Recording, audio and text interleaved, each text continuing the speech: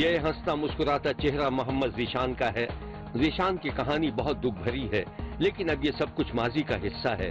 یہ نوجوان جسے آپ موبائل فون استعمال کرتے دیکھ رہے ہیں، 9 برس کی عمر میں ایک حادثے کا شکار ہو گیا تھا۔ ہوا یہ تھا کہ چھت پر اپنے ہم عمر بچوں کے ساتھ کھیلتے ہوئے اس کا ہاتھ ہائی ٹینشن لائن کی زد میں آ گیا تھا۔ ذیشان کی جان تو بچ گئی تھی، لیکن اس کے دونوں ہاتھوں کو کاٹنا پڑا تھا۔ ذرا خود ہی سوچئے کہ 9 سالہ پیارے سے بچے کے ہاتھ کٹ جائیں تو اس کے ماں باپ پر کیا گزری ہوگی۔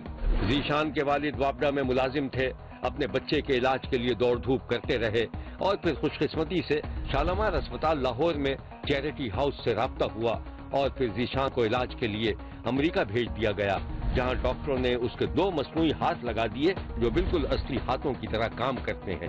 یہ مصنوعی ہاتھ آپ دیکھ سکتے ہیں جس سے ذیشان ہر کام خود کر لیتا ہے۔ ان مصنوعی ہاتھوں نے ذیشان کی زندگی ہی بدل کر رکھ دی۔ امریکہ سے مصنوعی ہاتھ لگوانے کے بعد جب ذیشان پاکستان واپس آیا تو اس نے تعلیمی میدان میں غیر معمولی ذہانت اور محنت کا مظاہرہ کیا، اور پھر اب کچھ عرصے پہلے اسے سافٹ ویئر انجینئرنگ کی ڈگری بھی مل گئی۔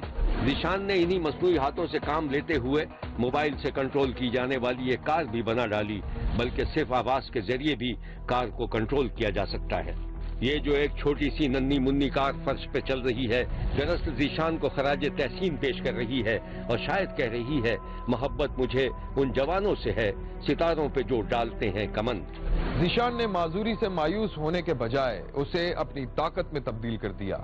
یہ دیکھیے ذیشان اپنی صلاحیتوں کا کس طرح مظاہرہ کر رہا ہے۔ اپنے مصنوعی ہاتھوں اور پاؤں کی انگلیوں سے کمپیوٹر گیمنگ اور ڈرائیونگ کی زبان لکھ رہا ہے۔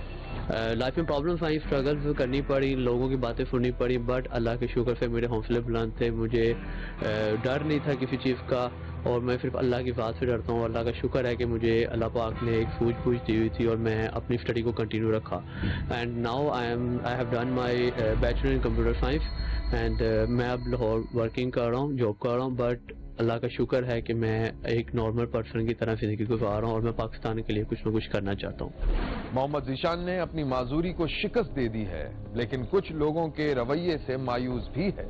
اسے معذوری کی وجہ سے ڈرائیونگ لائسنس نہیں دیا گیا، جبکہ وہ پوری طرح ڈرائیونگ سیکھ چکا ہے۔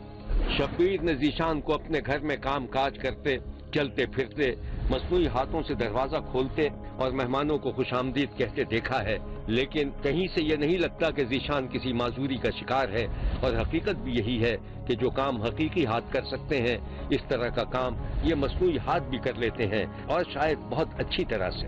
یہ ہے سافٹ ویئر انجینئر ذیشان، جو اپنی زندگی اور جد و جہد کے بارے میں بتا رہے ہیں۔ میں نے نا لائف میں بڑے سے بچے بھی دیکھے ہیں، لوگ بھی دیکھے ہیں جو اس ڈسیبلٹی کے بعد جو ہے نا وہ پڑھائی چھوڑ جاتے ہیں اور لوگوں سے بات چیت کرنا چھوڑ جاتے ہیں، اور وہ صرف پستے ہی رہتے ہیں لوگوں کی باتوں میں۔ اگر لوگوں کی باتیں سنتے رہیں گے تو وہ کچھ بھی نہیں کر پائیں گے۔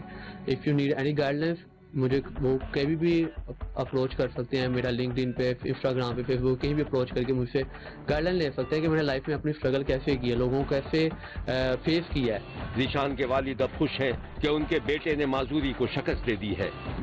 پنجاب کالج سے ICS کیا، اس کے بعد کامسٹ یونیورسٹی سے کمپیوٹر سافٹ ویئر انجینئرنگ کی ڈگری جو ہے وہ اس نے حاصل کی۔ مشکلیں تو آتی ہیں کہ جس وقت بچے کو کپڑے بھی پہنانے ہوتے ہیں، بچے کو جیب خرچ دینا ہوتا تھا تو وہ بچہ جیب آگے کر دیتا تھا ٹیڑھا ہو کے کہ پاپا اس میں ڈال دو، وہ اس وقت دل بھی دکھتا تھا کہ بچے کو، بلکہ اس کے ہاتھ ایک ہی ہاتھ ہوتا، چلو کم از کم یہ بچہ اپنا کوئی نہ کوئی کام کر لیتا۔ پھر بھی الحمدللہ شکر ہے اس ذات کا کہ اس حالت میں ہو کر بھی بچے نے کامسٹ یونیورسٹی سے کمپیوٹر سافٹ ویئر انجینئرنگ کی ڈگری حاصل کی ہے۔ وہ بڑا حوصلہ، میں کہنی ہوں بھی انہیں اپنی مزدوری نہیں سمجھا، آج جس مقام سے پہنچے ہے میں ادھر تو فخر کر رہی ہوں، اللہ پاک کی ذات سے بڑا خوش ہوں کہ اللہ پاک نے انہوں اس مقام سے پہنچایا ہے۔ شبیر کا کہنا ہے کہ ذیشان خاص طور پر معذور افراد کے لیے ایک رول ماڈل ہیں، جن کا پیغام ہے کہ انسان کو ہر حال میں زندگی سے لڑنا چاہیے اور معذوری کو شکست دینی چاہیے۔ دیکھتے رہیے، کیونکہ کوئی دیکھے نہ دیکھے، شبیر تو دیکھے گا۔